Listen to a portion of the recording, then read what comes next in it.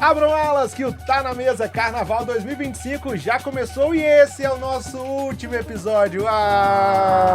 Eu sou o Léo Fraga, criador de conteúdo, e ao meu lado... Marcos Tito, nós estamos aqui com uma alegria de receber quem estuda, quem conhece o Carnaval, jornalista e doutorando em Carnaval pela UERJ, aqui com a gente com muita alegria. Anne Comete, seja muito bem-vinda. Meninos, muito obrigada pelo convite. Primeiro podcast da minha vida. Nunca participei de podcast, videocast. Primeira vez e tô muito honrada de participar aqui com vocês. Já acompanho falando Tá Na de Mesa. Carnaval, né? Falando de Carnaval, que é uma coisa que boa. eu amo. Tô total na minha área de conforto. Eu acho, né? Vai depender das perguntas de vocês, né? Não, vai ser um bate-papo tranquilo. Você deve estar super tímida porque você não tem habilidade com o microfone, né? Quase não fala em microfone. Câmera, então, é um negócio que eu não tenho muita proximidade. Mas, Anne, falando em Carnaval, como começou o Carnaval na sua vida? Porque você hoje é especialista em Carnaval. Como que ele chegou na sua vida? Como que foi isso? Menino, eu não sei quando que o Carnaval chegou na minha vida, porque eu lembro sempre desde criança, ver muito pela televisão. A gente que cresceu nos anos 90, né? Eu sou de um bairro que tem história de escola de samba, eu sou nascida e criada em Goiabeiras, que tem a Chegou Que Faltava. Só que na época que eu nasci em 92, então toda a minha infância foi uma época que não tinha desfile unificado de escola de samba no Rio de Janeiro, né? Marcos Vinícius já esteve aqui, já explicou, né? Que a gente teve um período sem desfile de escola de samba em Vitória. E aí essas escolas não desfilavam tanto, começaram a renascer depois dos anos 2000, mais ou menos. E aí, nesse período, não tinha, né, no meu bairro, nenhuma movimentação próxima da Chegou Que Faltava, né? Então, eu fui uma criança que acompanhou a escola de samba pela televisão. Eu não fui uma criança que cresceu com escola de samba. Eu fui conhecer pessoalmente escola de samba lá para os meus 12, 13 anos de idade. Então, aí já era 2008, mais ou menos. E aí, começamos a desfilar, né? Minha mãe, com vontade de desfilar, começou... essa coisa de, vamos desfilar, e aí todo mundo da família foi indo aos poucos. Eu fui um pouco pra fora, porque todo mundo só desfilava, eu comecei a me envolver, já comecei a querer participar de bateria, já comecei a ajudar em barracão, já comecei a ter um envolvimento um pouco maior. Quando fui pra faculdade, comecei a estudar Carnaval na universidade, que era uma coisa que na época se estudava muito pouco. E aí fui crescendo nesse meio de escola de samba que eu criei uma proximidade muito maior do que aquela que me foi apresentada no início, né? Então, ainda bem que hoje eu consigo ter esse trânsito, né, em todas as escolas, todas elas, graças a Deus, me abraçam muito bem. E como que é levar para a academia o Carnaval? Eu acho que é muito simples, assim. Eu acho que as pessoas da academia têm bom, pelo menos as que eu tive contato, tem uma aceitação muito boa com essa relação do carnaval, das escolas de samba, principalmente, né? Porque quando a gente fala de carnaval, tem vários tipos de carnavalizações e carnavais, né? Tem o carnaval dos blocos, escola de samba mesmo não é uma coisa só para o carnaval, né? Então tem todo um trabalho de escola de samba que pode ser estudado fora do carnaval. E aí eu comecei estudando carnavais que não tem nada a ver com escola de samba. Eu comecei estudando carnavais que eram retratados na revista Vida Capixaba nos anos 40 aqui em Vitória. Nossa. Então aí era carnaval de bailes, né? Era dentro dos clubes. Eu nem lembro direito, que faz mais de 10 anos que eu estudei isso, né? Então eram os carnavais dentro dos clubes, Clube do Saldanha, né? O Clube Álvares Cabral naquela época. E aí eu comecei por aí, um projeto de iniciação científica da UFES, eu era bolsista. E aí eu tinha essa pesquisa inicial sobre carnaval. E aí, no meu TCC, a gente tinha aquela ideia de que, nossa, eu tenho que trabalhar com o que eu gosto, porque aí eu vou passar um tempo mais agradável, né? Acaba que estressa a gente do mesmo jeito, né? Mas a gente tinha essa ideia de que tinha que fazer alguma coisa que a gente gosta muito no TCC. E aí, eu pensando em outras coisas, e uma colega na época virou pra mim e falou assim, Anne, você gosta tanto de carnaval, por que você não estuda carnaval no seu TCC também? Eu falei, boa ideia. E aí eu fiz um levantamento com uma série de entrevistas com 14 mulheres do Carnaval Capixaba. E aí eu fiz esse livro-reportagem, que nunca foi publicado, né, mas serviu como TCC, que se chama Ciatas, o Olhar Feminino do Carnaval Capixaba. E aí são 14 mulheres que contam suas histórias ali naquele pedaço. Aí depois terminei meu TCC, fui trabalhar em jornal, né? E aí houve uma época que eu tive interesse em fazer o mestrado. Me inscrevi com um projeto de mestrado, passei na Universidade Federal Fluminense, no Rio de Janeiro, com um projeto sobre os estudos da cobertura de carnaval da TV Brasil e da Globo, comparando as duas coberturas nos anos em que elas existiram igualmente, né? Eu não lembro exatamente quando foram, foi lá para os anos de 2010, né? Por aí. E aí, depois, finalizado o mestrado, eu falei, não quero mais saber de academia, entrei no doutorado durante a pandemia. Porque o meu sonho ainda era fazer o doutorado da UERJ com pesquisa específica sobre carnaval. E aí eu falei, cara, se não for na pandemia, que é quando a gente tem aula à distância, eu não vou fazer nunca mais, né? Sendo na UERJ, longe, já estava trabalhando aqui na Gazeta. Eu falei, ou é agora ou é nunca. Passei. Graças a Deus eu tenho direito a 1 ano de prorrogação por ter entrado durante a pandemia. E aí estou no doutorado da UERJ, na linha de pesquisa sobre carnaval, estudando o bloco Saudade do Cordão do Vila Lobos, que existiu nos anos 40 no Rio de Janeiro. Nossa. Então você, assim, não sei se é uma característica, mas você gosta de estudar, de entender essa história, porque quem vê o carnaval hoje, essa explosão que é, às vezes não se recorda como foi lá atrás, nas décadas, né? Como você falou dos bailes, como é que eram as questões dos blocos de rua, aquela coisa bem, que a gente pode falar de um carnaval raiz, né? Você gosta muito dessa parte do carnaval? Eu gosto, e eu gosto de entender por que o ser humano foi levado a fazer carnavais, sabe, Marcos? Porque a gente estudando a história do carnaval, a gente compreende que sempre existiu uma necessidade de comemorar certos períodos na história da humanidade, os períodos das colheitas, das chuvas, tudo isso era comemorado nas sociedades antigas e vieram a culminar em festas modernas, como, por exemplo, são a festa junina, o carnaval, enfim. E aí a necessidade de carnavalização, que ela surgiu em um momento, o Marcos Vinícius deve ter explicado aqui a questão do surgimento do carnaval, né? Quando o Papa sugeriu Papa Urbano II, nos anos 600 depois de Cristo, sugeriu uma festa de inversão dias antes da Páscoa, né? Para que as pessoas pudessem, né, se libertar antes da Quaresma. E aí eu acho que sempre houve essa necessidade na história da humanidade de fazer esse tipo de inversão, de troca da realidade, de fazer uma brincadeira, de você buscar uma fuga para o que é tão duro, né, na vida da gente, né? Trabalhar todos os dias, ter uma rotina estressante, pegar um ônibus lotado. Acho que o carnaval acaba entrando nesse meio de lúdico, né? Nesse meio lúdico, criando um outro mundo, um mundo de imaginação, onde você que no dia a dia tá ali no ônibus lotado, um belo dia você é a rainha do carnaval, sabe? Eu acho que isso faz parte da humanidade, esse imaginário coletivo que leva a gente a ter esses dias de folia e que sustenta a nossa folia, né? Acho que a nossa folia precisa de sustentação nesses momentos de explosão em que a gente pode verdadeiramente se sentir como rei ou rainha, né? Ninguém explica a gente pegar uma fantasia de ala, que é igual a outras centenas naquela mesma ala, e se sentir uma pessoa específica. Nossa, está todo mundo me vendo aqui.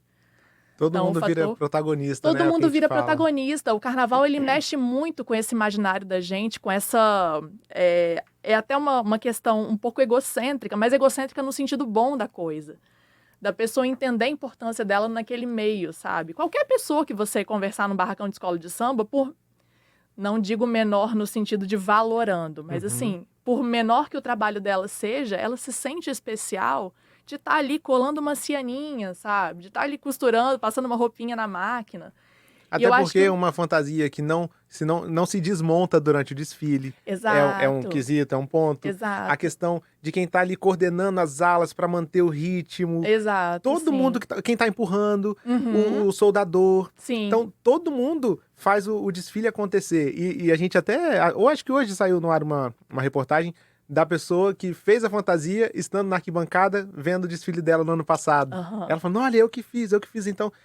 Ainda que a pessoa não esteja desfilando, ela também se sente protagonista nisso. Sim, com certeza. E mexe muito com o ego da gente, o carnaval, né? O fato de produzir coisas bonitas e fazer coisas bonitas, né? Mexer com o que é bonito visivelmente aos olhos, ou até ao áudio, né? O som da bateria, tudo aquilo pra gente reforça a nossa importância no mundo, né? Acho que o carnaval tem esse papel também. Exatamente. E você disse sobre esse papel do carnaval nos levar a esse mundo lúdico e de reflexão, de valorizar determinados traços da nossa cultura, questões religiosas, questões políticas, que são todas levantadas no carnaval, de fato, para você extravasar de um modo lúdico e levar as pessoas à reflexão daquele tema. Às vezes, muitos que são até meio polêmicos, né? Exato. A gente está vivendo um momento muito complicado em que as pessoas estão se fechando. Eu não digo que elas estão fechadas, mas elas estão se fechando muito à ideia do diferente. E aí vem com alguns pensamentos do tipo, porque agora o carnaval fala de política. Gente, não é agora. O carnaval falar de política é uma coisa que desde a existência do carnaval se fala de política. Porque agora tudo é macumba. Gente, escola de samba, desculpa dar essa notícia pra vocês, nasceu dentro de terreiro de macumba, sabe? O samba nasceu dentro de um terreiro de macumba, dentro da casa de Tia Ciata, que era uma grande musicista, sambista, mãe de santo. Então, samba só existe por causa de macumba. Não tem por que você falar que uma coisa que surgiu dentro do terreiro de macumba tá falando demais de macumba. Então, assim, sinto muito, seu lugar tá errado. Você que não tem que estar num lugar que fala sobre isso, entendeu? Então, e eu acho que é uma coisa que as escolas também têm que falar, sabe? Ah, você não gosta de macumba, você não gosta de escola de samba, você não tá gostando do meu posicionamento político? Sinta-se à vontade para se retirar, sabe? Eu acho que passou do ponto das escolas de samba defenderem e aceitarem certos tipos de comportamentos e posicionamentos dentro delas que são contra a própria existência do samba, entendeu? E chegou um momento em que é necessário a gente realmente colocar esse pé na porta e falar, não, esse é o nosso limite, nós somos isso aqui, você que tem que estar errado, você não tem que estar aqui, a gente não faz questão da sua presença, sabe? E aquilo que a gente fala, a gente até conversou em alguns episódios, às vezes, boa parte desse preconceito, seja religioso ou de outra forma, ele vem pelo desconhecimento do tema. Uhum. Então, também é a oportunidade das pessoas se abrirem, você disse, né, que as pessoas estão se fechando, mas a oportunidade de se abrirem e entenderem o que de fato são os temas que estão sendo representados e contados. E eu posso não concordar, mas eu tenho que aceitar, eu tenho que respeitar e não desdenhar daquilo só porque a pessoa não acredita. Entende? Então, também é um dos papéis, né? Foi falado muito isso também nessa série toda, do papel de escola, de ensinar, de trazer esse conhecimento que é importante para todo mundo. Tem gente que contou também aqui e outras pessoas que foram encontrando com a gente que falaram, nossa, teve questão de prova que eu acertei porque eu lembrei de um samba enredo. Ah, isso é incrível. Sabe? Incrível. Então, você falou uma coisa muito importante, de fato, acho que para muita gente, assistir o carnaval, né, do Rio de Janeiro, e você vê os repórteres, os apresentadores comentando, lógico, eles têm um roteiro para comentar, e eu não tenho em casa, então eu estou assistindo e estou aprendendo. Essas fantasias representam, aí conta a história de uma ala que fala de um tema muito mais amplo, e a gente vai aprendendo, de fato é isso. Mas aí minha pergunta você como repórter do Carnaval Capixaba, né? E você está sempre lá, seja lá no dia do desfile, seja antes, nos barracões, conversando com as pessoas que fazem o carnaval. Como é que é o desafio para você falar, né? Se colocar, né, como jornalista, acima de tudo, repórter jornalista, mas de uma coisa que você tem tanto apreço, gosta tanto, e esse lugar aí, como é que é esse desafio de falar e fazer junto no Carnaval Capixaba? Eu não sei se eu enxergo como um desafio. Eu acho que eu enxergo tudo como uma grande diversão, sabe? E não é uma diversão no sentido de, nossa, estou aqui só pra me... Sem eu acho que eu enxergo né? tudo com leveza. O fato de você saber o lugar que você se coloca, tanto que as pessoas vêm pra mim e falam, obrigada pelo cuidado que você tem com a gente. Eu falo, não é com vocês, é com a gente, porque eu também sou do samba. Eu fui ritmista, fui passista, fui coordenadora de harmonia, eu já fiz tanta coisa em escola de samba que eu me sinto realmente uma pertencente daquele grupo. E fala com propriedade, né? Ai, obrigada. Aí fica por conta de vocês. É a pessoa que tem lugar de fala. Gostam, tem lugar de fala. Que bom que vocês gostam do que eu falo. E eu não vejo isso como você usou a palavra desafio, né? Talvez seja um desafio na autocobrança que eu tenho de, não, eu tenho que fazer tal situação para valorizar o povo do samba dessa forma. Mas para mim é um prazer, sabe? Eu acho que quando eu tô lá na avenida, que eu tô dando voz a quem importa e não só falando da fulaninha que veio para ser rainha de bateria, veio do Rio, de sei lá de onde, para ser rainha de bateria. E ao invés dela, eu falo com o tiozinho que tá lá empurrando o carro há 50 anos, com o Marizão, que foi porta-bandeira, com Tatiana Paisan, que foi rainha de bateria. Nossa, tem gente de Cutuquara, enfim. Com Edilene, que é filha de fundador da São Torquato, sabe? Eu acho que quando eu entro na escola de samba e eu venho valorizar essas pessoas, lá na concentração, principalmente do desfile, acho que é ali que eu me realizo, sabe? Que eu mostro quem realmente fez parte daquilo ali, que talvez ficaria esquecido naquela situação toda, né? Porque é tudo muito brilho, muito lindo, muita fantasia grande. E às vezes as pessoas importantes estão empurrando o carro, sabe? E justamente nesse sentido, que personagens ou histórias do carnaval você acha que a gente poderia valorizar mais, mostrar mais na sua concepção? Cara, tem tanta história boa aí que a gente acaba não contando. A gente faz pouco resgate histórico, acho, do Carnaval Capixaba. A gente mostra muito o que é novidade, mas a gente valoriza pouco, eu acho, quem esteve antes da gente, né? Eu acho que porque o Carnaval Capixaba, ele tem essa carência. Eu acho que o capixaba, no geral, tem essa carência de não saber lidar com a própria história. E eu acho que o carnaval também não foge muito disso, né? Como filho do meio que ele é. Eu acho que o carnaval capixaba também não se valoriza do jeito que deveria. E eu não falo assim só de você valorizar velhas guardas, não. Valorizar a gente que realmente esteve, que chegou uma hora que, tipo assim, não quero mais, ou que fez alguma coisa relevante, mas que hoje continua trabalhando em escola de samba de, sei lá, aderecista, ou foi carnavalesco e hoje, sei lá, tem o seu ateliêzinho, tá afastado. Eu acho que a gente vasculha pouco as grandes histórias do nosso carnaval, grandes portas-bandeiras que hoje não estão mais na profissão, que tem, sei lá, estão cuidando de neto, estão fazendo outra coisa. Inclusive, só dar um recadinho então aqui, ó. Quem estiver assistindo e conhecer alguém com essas características que a Anne tá falando, manda mensagem pra gente, que a gente às vezes consegue contar essa história e mostrar esse trabalho que já foi feito, né? Pois é, sim. Eu gosto de lembrar sempre de Tia Verônica, que foi porta-bandeira da Piedade. Tia Verônica me contou a história de quando ela desfilou na Reta da Penha, com uma fantasia de veludo preta, num calor de... Nossa. Eu tô respirando aqui só de sentir calor, né? Que hoje tá um calor danado, né? E ela me conta sempre dessa história. E Tia Verônica hoje, assim, cuida dos netos, cuida dos filhos e tudo, tá tranquilinha na vida dela.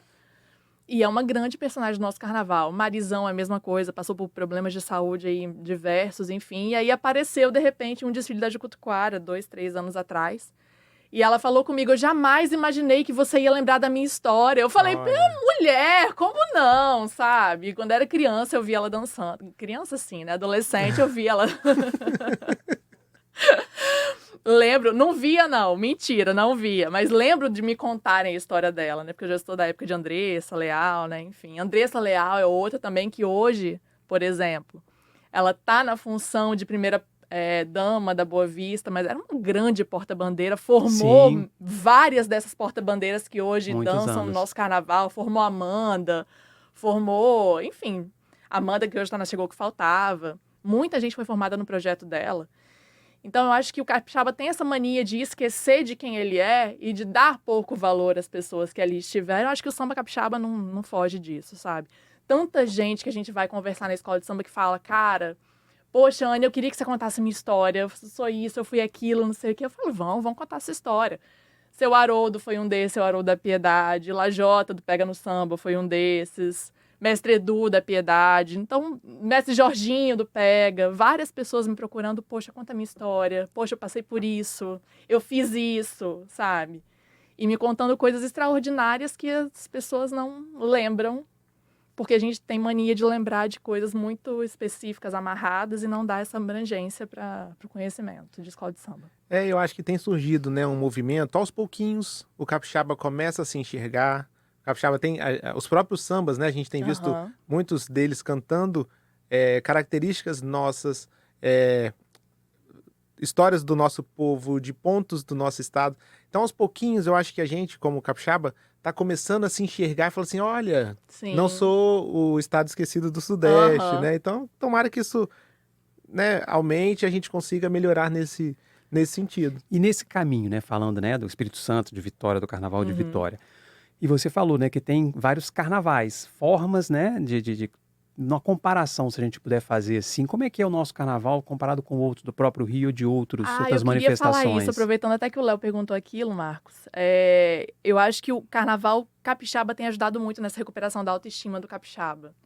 Sendo bem egocêntrica com o meu carnaval, que eu amo, mas eu acho que o carnaval cumpre esse papel de contar as nossas histórias. A gente viu tanta história bonita aí sendo recentemente contada, né?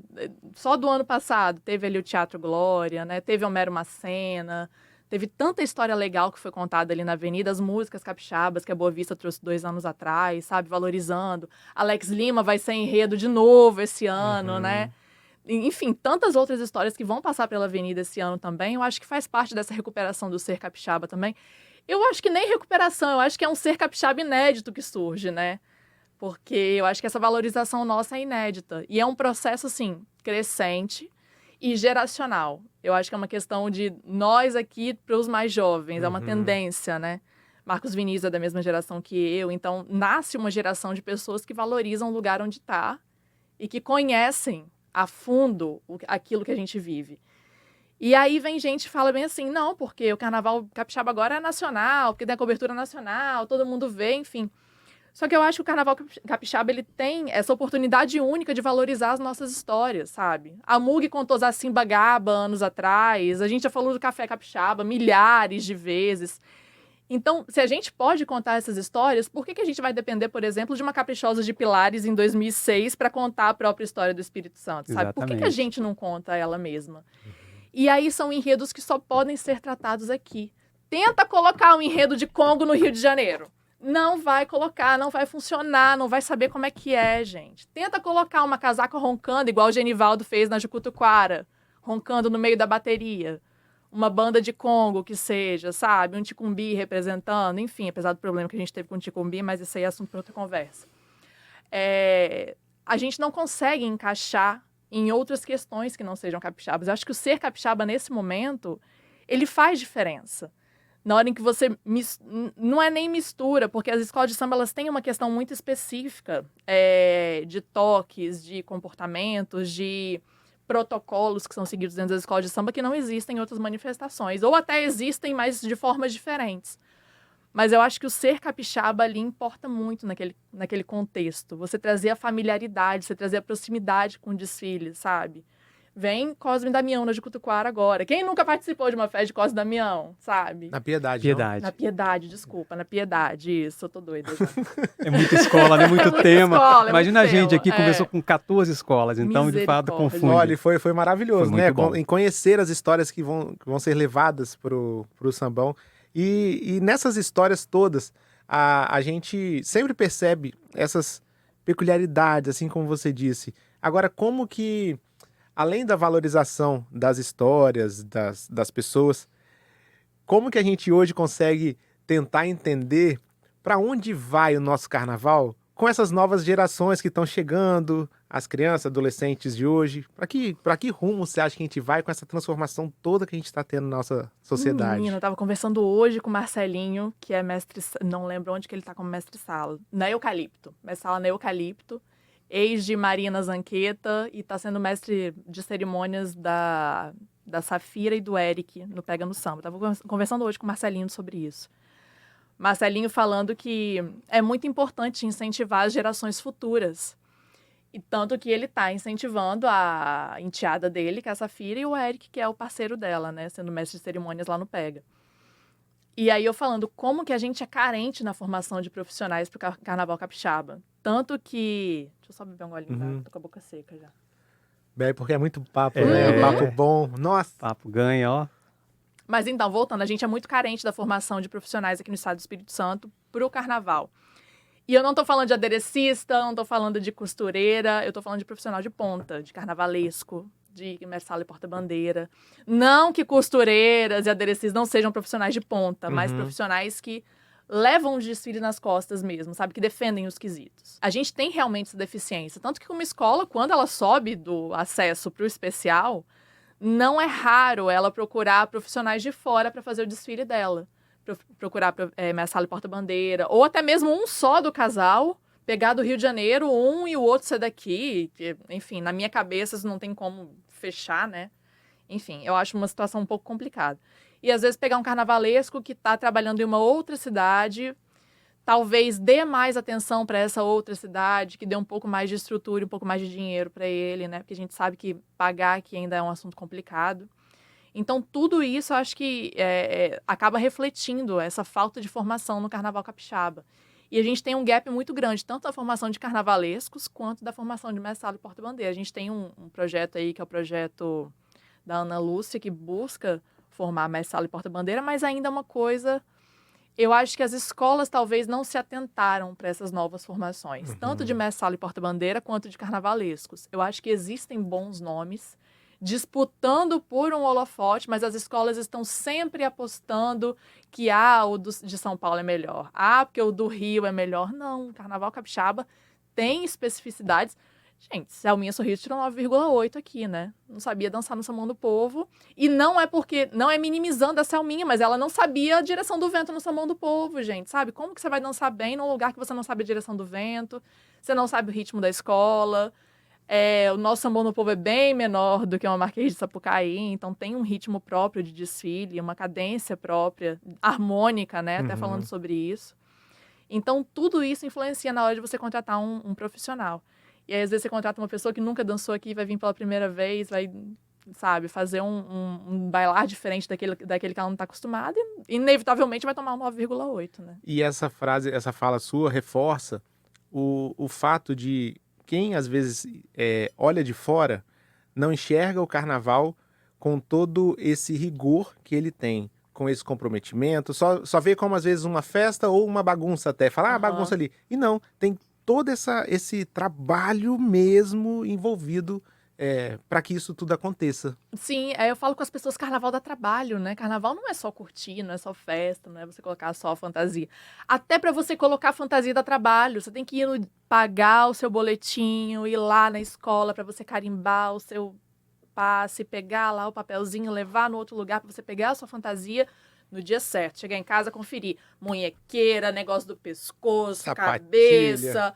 Conferir tudo. Se tiver errado, você tem que ligar na hora para a escola, senão você não entra na avenida. Em uma escola um pouquinho mais organizada, você não entra na avenida faltando um pedaço de fantasia, sabe? É o que a gente sempre fala. O carnaval, o desfile da escola de samba é um grande espetáculo, que eu falo de teatro, né, que é a minha área, mas que tem que estar com todos os detalhes. Aí é tudo, né? O som, né, a bateria, lógico, mas assim, todo o figurino, todos os carros, não pode, quebrou minha sandália, eu vou entrar mesmo Não assim, vai você vai entrar, perder não. ponto. Não, se já estiver lá dançando, vai perder ponto, você já Vai. está lá dançando. Isso aí. E quantos outros, aí você fala, né, do antes, o durante, lógico, depois o depois, mas assim, toda a preparação, todo o trabalho para acontecer, e quando você olha, seja da arquibancada, seja da televisão, seja do camarote, e vê o desfile, aquilo passa na avenida de uma forma tão bonita, tão cadenciada, que você fala, meu Deus do céu, não tem como ser bagunça. É Sim, muito trabalho, é muita dedicação, né? Sim.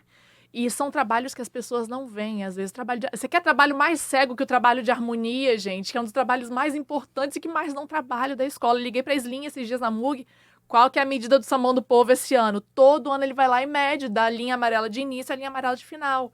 Tanto que o Wikipedia fala uma medida, ele fala que são 10 metros a mais, porque já foram 10 metros a mais, né? De acordo com o camarote como é montado, de acordo com a forma como pintam na avenida lá. Então, tudo isso depende. 1 metro faz muita diferença detalhe, no né? desfile da escola. 1 metro faz muita diferença. Da mesma forma que segundos fazem. Eu lembro quando eu dancei em comissão de frente, que eu era bailarino de George Michael no Pega no Samba, que Jorge foi uma luta para ele conseguir 10 segundos a mais da gente em frente à cabine de jurados, que Denadai não queria liberar para George Michael 10 segundos. E ele, pelo amor de Deus, eu preciso de 10 segundos a mais. E aí fizeram os cálculos lá, conseguiram os 10 segundos que ele queria. E assim, para você ajudar um quesito, eu não sei se alguém se sacrificou, mas talvez alguém tenha se sacrificado para ajudar na comissão de frente, que, modéstia à parte, foram 2,10 e um 9,9 naquele ano. Então foi uma boa comissão de frente, que a gente desfilou, graças a Deus. Esse peso não carrega, viu, George Michael, de ter desfilado mal na sua comissão de frente. Mas foi uma comissão de frente muito bonita. E essa luta, assim, né, de você estar sempre em negociação, quanto que você quer, sei lá, dar para o mestre sala e porta-bandeira, fazer aquela última reverência, sair com calma, que vai dar para você, dar para passar o seu abre-alas de 30 metros de comprimento, da mesma forma cadenciada, e não deixar buraco quando vierem os outros 2 carros pequenos e o tripé, que é menorzinho ainda. Então, o trabalho de harmonia é um trabalho muito silencioso, e é sempre culpa deles, tanto que eles criaram recentemente um grupo, né? Culpa da harmonia. É tudo culpa deles. E é o que mais a escola perde ponto na maioria das vezes, né? Para muito, ou deixa buraco, ou... enfim, são questões muito complicadas ali, São que muitas... são um trabalho de formiguinha. É uma grande máquina com muitas engrenagens que funcionam. E assim, não tinha forma melhor da gente finalizar a nossa série, que foi tão gostosa de ser gravada, com essa conversa. Gente, por nós, eu acho que a gente ficaria aqui mais umas 4 horas conversando. Gente, já acabou? Já Assunto acabou. tem Já pra acabou, você volume acredita? 2, não, eu tô 3 chocada. e 4. É um papo maravilhoso. Eu acho que a gente tem que continuar. A gente vai ter que pensar como que a gente continua a falar de carnaval, porque a gente precisa viver o carnaval não só.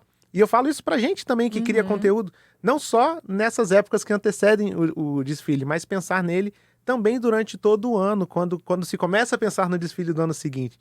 Então, assim, diante disso, Anne, muito, muito obrigado por essa conversa, por toda a contribuição, que além da sua contribuição pra gente, é pro carnaval de trazer esse olhar, dar voz a quem você dá voz. Então, parabéns pelo trabalho, muito obrigado pela sua presença aqui, viu? Gente, eu que agradeço pelo trabalho, pelo reconhecimento de vocês, que é o mais importante para mim. Eu sempre falo, o mais importante é ter reconhecimento dos outros e fazer o meu trabalho para os outros, né? O mais importante para mim é isso. Espero que eu tenha honrado as histórias das pessoas que eu contei, de todos os que eu mencionei. Um beijo a todos que eu falei o nome aqui, são todos meus queridos, conhecidos, maravilhosos. E espero contribuir muito aí. Carnaval tem que ser pauta das cidades, tem que ser notícia, tem que ser cotidiano da gente. Não dá pra gente falar de carnaval numa época só. É isso aí. Obrigado, Anne. Satisfação receber você gente. aqui. E você que acompanhou a gente, muito, muito obrigado. Você gostou, não gostou? Comenta aí comenta nos comentários. Escreve nos comentários que a gente vai tentar fazer melhor na próxima. Obrigado por tudo, gente. Tchau, tchau.